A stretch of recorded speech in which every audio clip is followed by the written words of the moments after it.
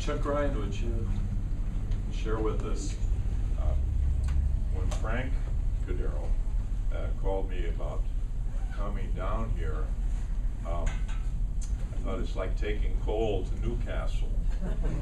I said to Frank, I said, Des Moines is full of people who know Bishop Dingman, knew Bishop Dingman, many of them better than myself. And he said, yeah, but he said, this is the World Food Conference time, and you were Rural Life Director and all that. So I said I'd come, but with that understanding, and I come humbly. And but I want to say something about Frank and the bishop.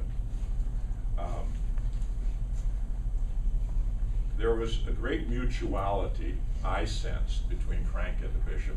In other words, they liked each other. And somewhat, if you're a parent and you have a child that maybe colors outside the lines and pushes the envelope, you know, in a way you kind of like that kid better. And the first time I saw Frank, well, actually the first time was on television when he had deposited ashes at a meeting with President Carter. And so then after I took the rural life job, and it's interesting, Bishop Dingman did not want the rural life office in Des Moines. He wanted it out in the diocese. So we picked Creston. Shortly after that, there was a meeting, and all the ministers of the area were invited, and Bishop Dingman was there, and Frank was going to come to the meeting. So this is my first observation of Frank. So Frank was a little late, and Frank comes in bib overalls and a long sleeve undershirt, and he's carrying a case that has a bumper sticker on it that says "Trade Reagan for the shop." And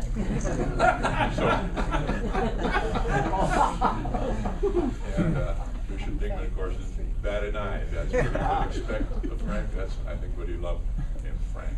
So anyway, I just wanted to say that I at least feel there was a very special relationship there.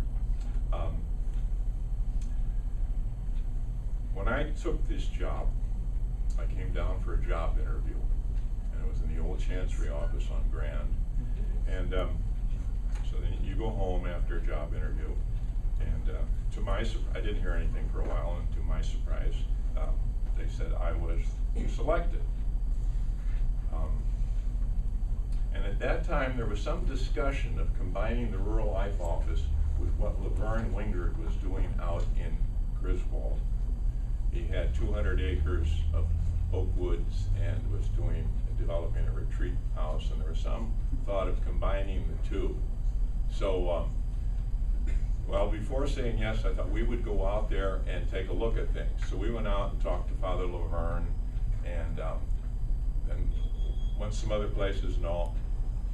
And everything was kind of so nebulous. You know, this was the first time there was a diocesan rural life office in the country. There was the national office, but for a diocese, and it's because Bishop Dingman's sense that this time is so crucial. He had that historical sense. This is the time. And rural just wasn't that he grew up on a farm and he loved that dimension of life.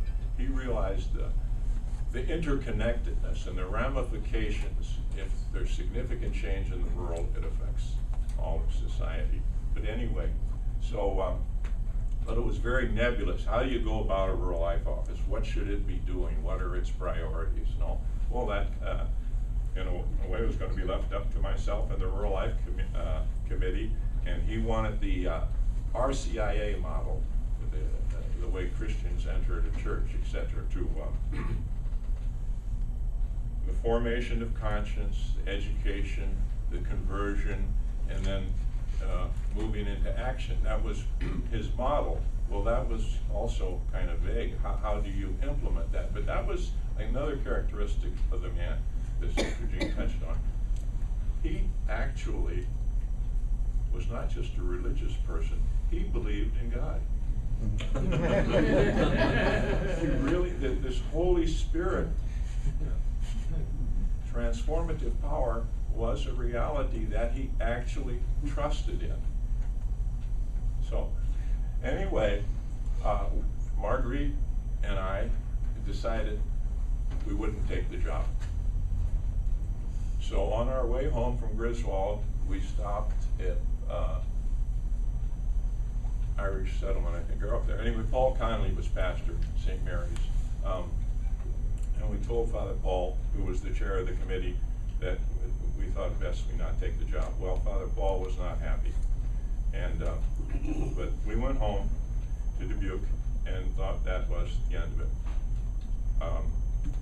Sometime later, not right away, Marguerite said, Bishop Dingman's on the phone.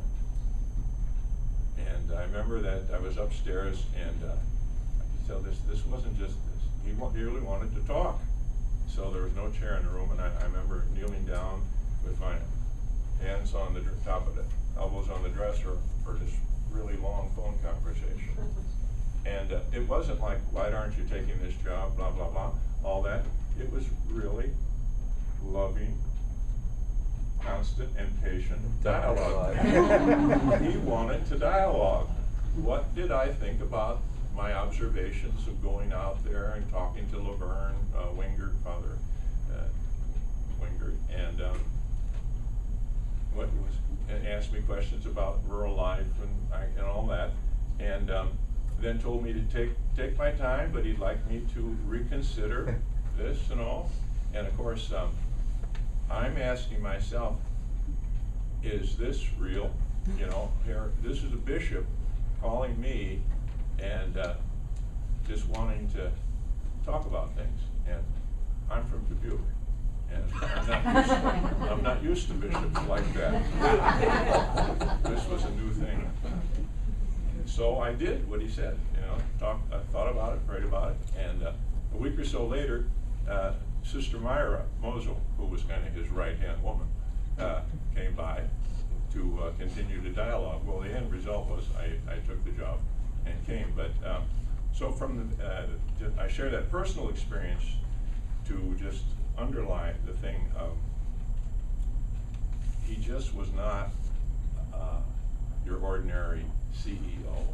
This thing of human relationships and respecting people, and in relationship discerning the Spirit of God. That was a reality. So that's for this point. Thank you. Run.